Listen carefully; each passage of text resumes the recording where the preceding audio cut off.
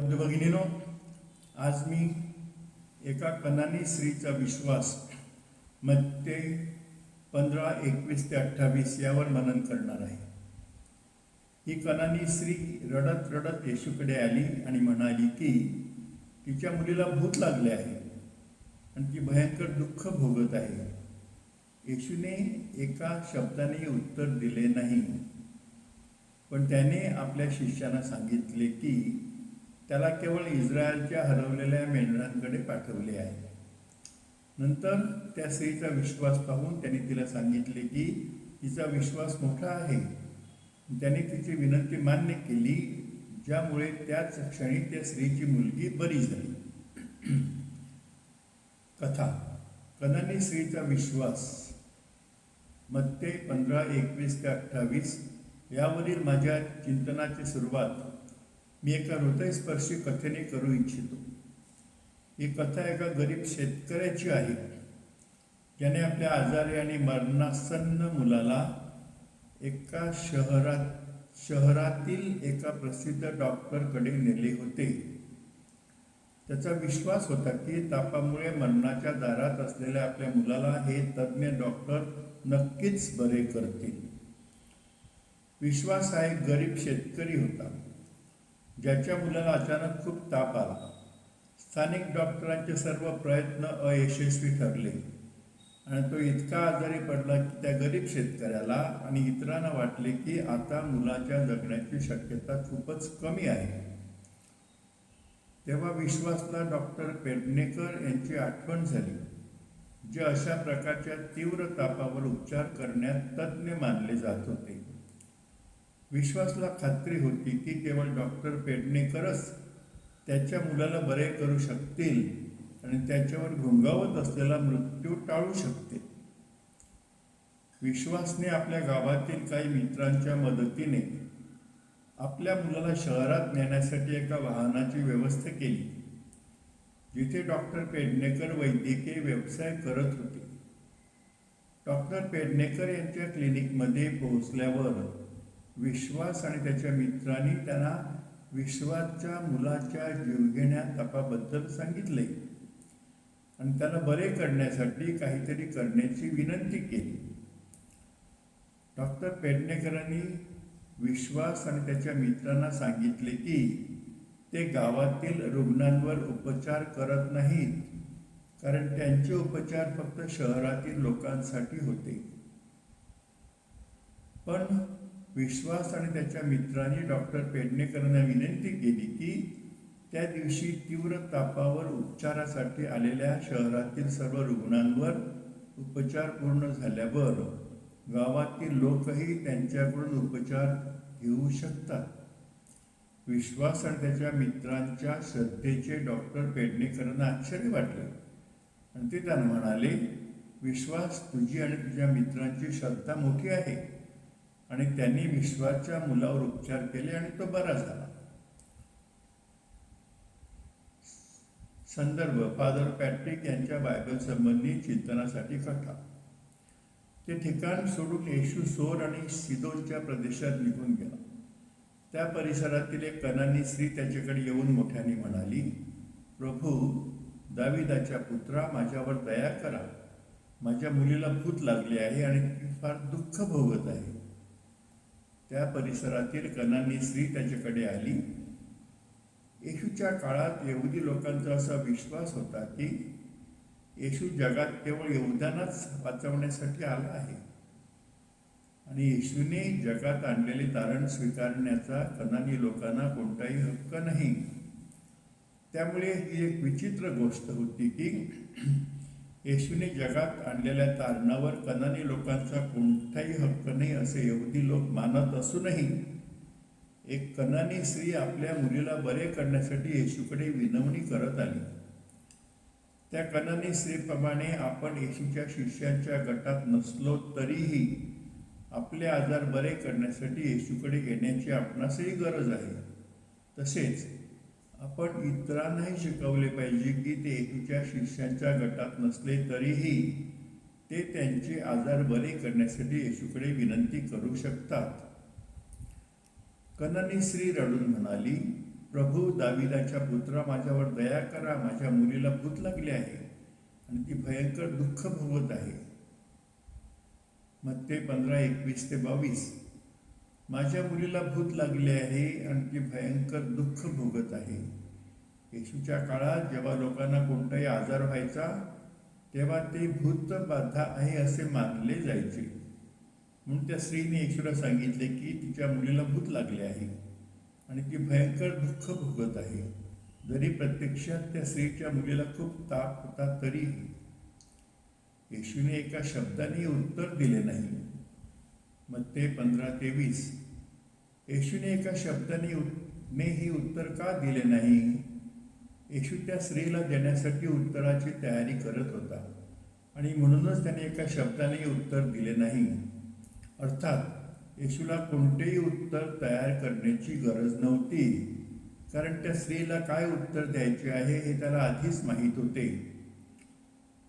त्याने एका शब्दाने उत्तर दिले नाही, कारण त्याला आपल्या शिष्यांना आणि आपल्याला हे शिकवायचे होते की जेव्हा आपल्याला एखाद्या परिस्थितीत उत्तर विचारणाऱ्या लोकांना उत्तर द्यावे लागते तेव्हा आपण योग्य उत्तर देण्यासाठी मनन करावे, शांत राहावे आणि मार्गदर्शनासाठी प्रभूची प्रार्थना करावी. तसेच जेव्हा आपल्याला एखाद्या कठीण परिस्थितीला सामोरे जावे लागते आणि त्या परिस्थितीला प्रतिसाद देण्यास सांगितले जाते तेव्हा योग्य कृती करण्यासाठी आपण मनन करावे, शांत राहावे आणि मार्गदर्शनासाठी प्रभूची प्रार्थना करावी. जेव्हा इतरांना त्यांच्या जीवनात अशा परिस्थितीचा सामना करावा लागतो तेव्हा त्यांनीही असेच करावे हे आपण त्यांना शिकवले पाहिजे. म्हणून त्याचे शिष्य त्याच्याकडे आले आणि त्याला म्हणाले, तिला पाठवून द्या, कारण ती आमच्या मागे ओरडत आहे. मत्ते 15:23. शिष्यांना येशूने त्या कनानी स्त्रीला पाठवून द्यावे असे 2 कारणामुळे वाटत होते. 1. त्यांना त्या स्त्रीला मदत करायची नव्हती, कारण त्यांना आपली जबाबदारी टाळायची होती. जेव्हा आपल्याला गरजू व्यक्तीला मदत करायची असते तेव्हा आपण आपली जबाबदारी कधीही टाळू नये आणि इतरांनाही गरजू लोकांना मदत करण्याची आपली जबाबदारी टाळू नये हे शिकवले पाहिजे. 2. त्यांना त्यांच्या आळसामुळे त्या स्त्रीला मदत करायची नव्हती. बऱ्याचदा आपण आपल्या आळसामुळे आपल्या जीवनातील जबाबदाऱ्या टाळतो. शिष्यांनाही त्यांच्या आळसामुळे त्या कनानी स्त्रीला मदत करण्याची आपली जबाबदारी टाळायची होती. आपण गरजू लोकांना मदत करण्याची आपली जबाबदारी आणि आपल्यावर सोपवलेली इतर कोणतीही जबाबदारी आळसामुळे कधीही टाळू नये आणि इतरांनाही आळसामुळे आपली जबाबदारी टाळू नये हे शिकवावे. त्याने उत्तर दिले, मला केवळ इस्रायलच्या हरवलेल्या मेंढराकडे पाठवले आहे. मत्ते 15:24. येशूने त्याला सांगितले की त्याचे तारण कार्य केवळ यहुद्यापुरतेच मर्यादित आहे, परराष्ट्रीयांसाठी नाही. परंतु प्रत्यक्षात येशूने त्याच्या कर्तव्याच्या पलीकडे जाऊन यहुदी नसलेल्या कनानी स्त्रीला मदत करण्यासाठी विशेष प्रयत्न केले. ती स्त्री आली आणि त्याच्यासमोर गुडघे टेकून बसली. प्रभू, मला मदत करा, ती म्हणाली. मत्ते 15:25. जरी ती स्त्री कनानी होती म्हणजेच ती यहुदी नव्हती आणि म्हणून यहुद्यांच्या विश्वासानुसार येशूने मिळवलेल्या तारणासाठी ती पात्र नव्हती.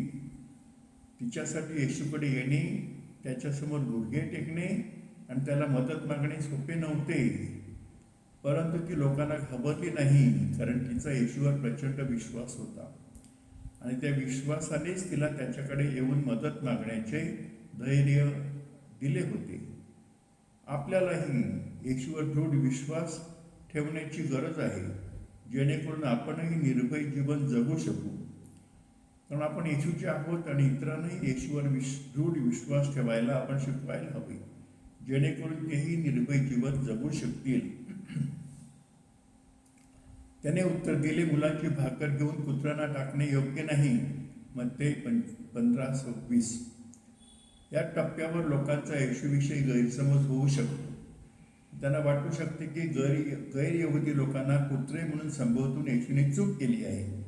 परंतु वास्तविक पाहता येशू गैरयहुदी लोकांना कुत्रे म्हणत नाही, कारण येशूच्या काळात यहुदी लोक गैरयहुदी किंवा परराष्ट्रीयांना कुत्रे म्हणत असत. म्हणून येशू येथे केवळ गैर यहुदी लोकांसाठी वापरलेला कुत्रे हा शब्द पुन्हा वापरत आहे, जेणेकरून यहुदी लोकांना हे कळावे की गैर यहुदी लोकांना कुत्रे या टोपण नावाने संबोधणे त्यांच्यासाठी योग्य नव्हते. होय प्रभू, ती म्हणाली, कुत्रे सुद्धा आपल्या धन्याच्या मेजावरून पडलेले तुकडे खातात. मत्ते 15:27. कनानी स्त्री येशूने तिला सांगितलेली गोष्ट स्वीकारते, म्हणजेच येशूने मिळवलेले तारण प्रामुख्याने यहुदी लोकांसाठी होते. परंतु हे सत्य स्वीकारल्यानंतरही ती येशूला सांगते की जरी तो प्रामुख्याने त्याच्यावर विश्वास ठेवणाऱ्यांचे तारण करण्यासाठी आला असला तर यहुदी लोकांबरोबर परजातीयांनाही तारण दिले जाऊ शकते. आपण त्या कनानी स्त्रीचे कौतुक करू शकतो, कारण जेव्हा येशूने तिला कुत्री म्हटले तेव्हा ती नाराज किंवा संतप्त झाली नाही. येशू त्या कनानी स्त्रीचा युक्तिवाद स्वीकारतो आणि तिच्या मोठ्या विश्वासाची प्रशंसा करून तिची विनंती मान्य करतो आणि तिच्या मुलीला तात्काळ बरे करतो, जसे आपण खालील वचनात पाहू शकतो. तेव्हा येशू तिला म्हणाला, स्त्री, तुझा विश्वास मोठा आहे, तुझी विनंती मान्य आहे. आणि त्याच क्षणी तिची मुलगी बरी झाली. मत्ते 15:24. मत्ते 15:28. आपल्यामध्येही त्या कनानी स्त्रीसारखा मोठा विश्वास असणे आवश्यक आहे आणि इतरांनाही तिच्यासारखाच विश्वास ठेवायला आपण प्रेरित केले पाहिजे. प्रिय मित्रांनो, माझा व्हिडिओ पाहिल्याबद्दल आणि माझे विचार प्रेमाने ऐकल्याबद्दल मनापासून धन्यवाद. तुमच्या प्रतिक्रिया व सूचना मला जरूर कळवा. कृपया 7030447934 या व्हॉट्सअप क्रमांकावर मला लिहा किंवा मला कॉल करा. माझ्या व्हॉट्सअप चॅनल पॅट्रिक रिफ्लेक्शन्सवर बायबलवरील चिंतन, मानसोध्यात्मिक विषयांवरील व्हिडिओ, विचारलेख आणि निवडक प्रेरणादायी सामग्री उपलब्ध आहे. कृपया माझ्या चॅनलला फॉलो करा. माझे YouTube channel father doctor Patrick डिसूझाला भेट द्या व सबस्क्राईब करा. तसेच https://worldofemotions.in या वेबसाईटवरून ट्रेजर्स ऑफ ह्युमन पर्सनहुड हे पुस्तक ई-बुक ऑडिओबुक स्वरूपात मोफत डाउनलोड करू शकता. माझे व्हिडिओ चिंतन फेसबुकवरही उपलब्ध आहेत. कृपया ही माहिती तुमच्या मित्राशी शेअर करा. वैयक्तिक मार्गदर्शनासाठी किंवा तुम्ही कॅथलिक असल्यास कन्फ्युशनसाठी माझ्याशी संपर्क साधू शकता. माझी तुमच्यासाठी प्रार्थना, परमेश्वर तुम्हाला व तुमच्या कुटुंबियांना आरोग्य, आनंद व आशीर्वाद देवो. त्याचप्रमाणे तुमची सर्व स्वप्ने, इच्छा व आकांक्षा त्याच्या इच्छेप्रमाणे पूर्ण करो. आमेन.